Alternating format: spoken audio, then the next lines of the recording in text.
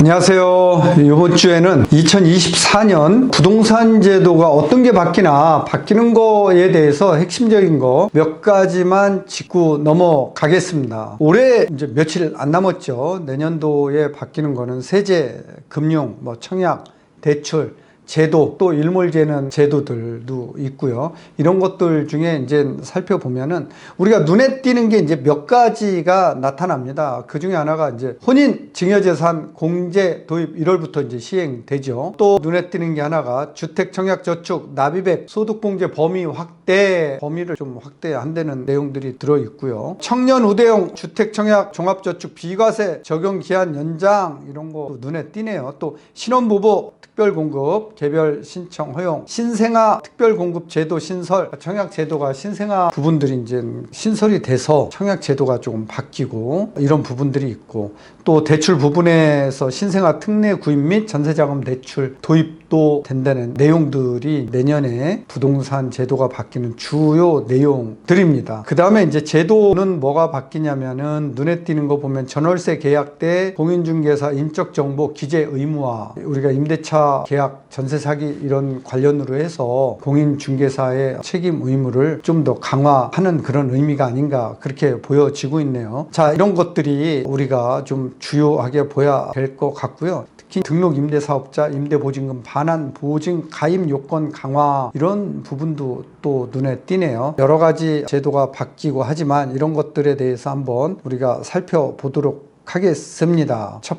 번째, 신생아 특례 구입 및 전세자금 대출 도입. 이게 이제 바로 시행되죠. 소득요건은 1억 3천만 원 미만 이하 되고요. 미혼 6천, 신혼 7천, 이 정도입니다. 대상은 대출 신청일 기준 2년 내 출산한 무주택 가구, 이렇게 돼 있고요. 자산은 5억 원 미만으로 되고 주택가액은 9억, 대출한도는 5억. 대출한도 이게 마음에 들죠. 금리가 8,500만 원 미만이면은 1.6에서 2.7, 8,500만 원에서 1억 3천 미만이면은 2.7%에서 3.3%인데 특례 대출 후 추가 출산 시 신생아 한 명당 0.2%포인트씩 대출 이자가 이제 떨어지는 거죠. 좋죠. 대출 기간은 최장 15년입니다. 전세자금 대출도 마찬가지네요. 1억 3천만 원 이하 소득 요건이면은 해당되고요. 자산 상태도 3억 6천만 원 미만이면은 됩니다. 수도권 5억, 지방은 4억까지 주택가에게 대출을 해 주는 거고요. 대출 한도는 3억입니다. 3억. 금리는 이게 전세자금 대출은 좀 더 싸네요. 8,500만 원 미만 소득인 경우에는 1.1에서 2.3. 이게 이제 금리 차이가 확실히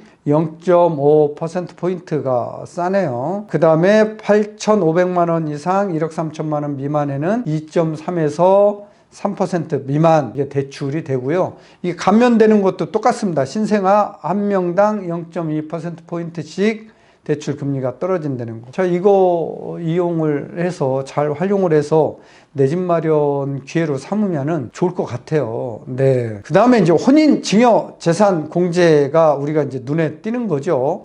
이게 지난번에 명택 세무사와 함께 유튜브에서도 한번 얘기를 했죠. 자, 배우자 간에는 지금 현재 6억 원까지 증여세 없이 10년 동안 증여해 줄 수 있죠. 존속은 이제 아버지가 비속 아들한테 1년에 5천만 원, 미성년인 경우에는 2천만 원 이렇게 이제 증여세 없이 증여해 줄 수 있잖아요. 그런데 개정안을 보면은 이제 5천만 원은 동일하죠. 2천만 원 미성년 동일한데 혼인할 때 1억 원을 추가로 증여세 공제를 해주겠다라는 거예요. 그러면 양가면은 2억이 되잖아요. 기존에 5천만 원까지 합치면은 각각 1억 5천씩 해서 3억 원이 혼인으로 인한 증여재산 공제가 된다라는 거예요. 그러면은 내 집 마련 하는데 훨씬 더 수월없죠. 자, 이렇게 되니까 이제 논란도 많죠. 그러면은 3억 원이 없는 부모는 어떻게 하느냐? 이게 뭐 더 갈라치기 하느냐, 세대 간 부의 갈라치기를 더 하는 거 아니냐, 이런 논란들이 많이 있는데, 그럼에도 불구하고 이렇게 이제 함으로써 자녀들 결혼하는데 조금 도움이 되게 하는 거죠. 그리고 또 결혼도 좀 빨리 할 수 있는 그런 계기가 좀 됐으면 좋겠어요. 3억 원 정도를 양가에서 받아서 신혼을 시작하면은 훨씬 더 경제적으로 빨리 자립할 수 있겠죠. 저는 뭐 여러 논란이 있음에도 불구하고 혼인 증여재산 공제 도입은 정말 잘 한 걸로 보입니다. 다음에는 이제 눈에 띄는 게 주택 청약 납입액 소득 공제 범위 확대. 지금은 연 240만 원인데 300만 원까지 이제 공제를 해 준다라고 하네요. 그래서 여러분들 이게 청약 통장을 많이 해지하는 사람들이 많이 늘어나고 있는데 사실 이런 장점들이 많이 있으니까 청약 통장을 통해서 많이 신규 주택을 우리가 이제 구입할 수 있잖아요. 제도가 그렇게 돼 있기 때문에. 그래서 청약 통장은 꼭 가지고 있는 게 좋을 것 같아요.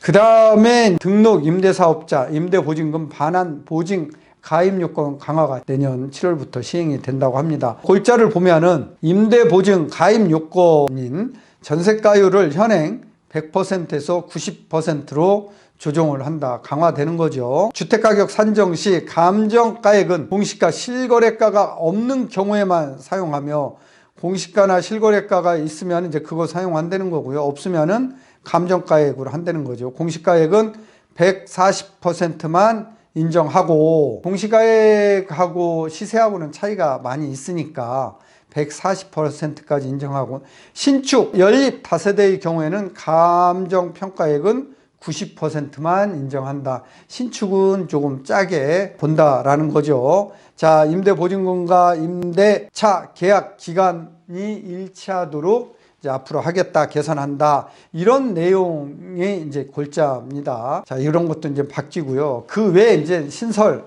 출산, 양육을 위한 주택 취득에 대한 취득세 감면도 신설이 되고요. 공시가격검증센터도 또 설치가 되네요. 제로에너지 건축 의무 민간 아파트로 이제 확대도 되는 이런 것들이 이제 신설이 되고, 또 없어지는 제도는 특례 보금자리론 공급 중단이 되고요. 전세 보증금 반환 대출 이것도 이제 중단이 되고요. 상생 임대인 지원 제도, 또 생활형 숙박시설 유예기간 연장, 이런 것들은 다 이제 소멸 일몰될 예정에 있습니다. 자, 이번 주에는 내년도에 바뀌는 제도들, 특히 중요한 것들만 뽑아서 내용을 좀 살펴봤습니다. 여러분들 내 집 마련 스쿨 1월 10일 날 개강하고요. 공부를 할 생각입니다. 관심 있으신 분들은 수강 신청해 주시면 되겠습니다. 자, 내용이 좋았으면 좋아요, 구독 꼭 눌러주세요. 감사합니다.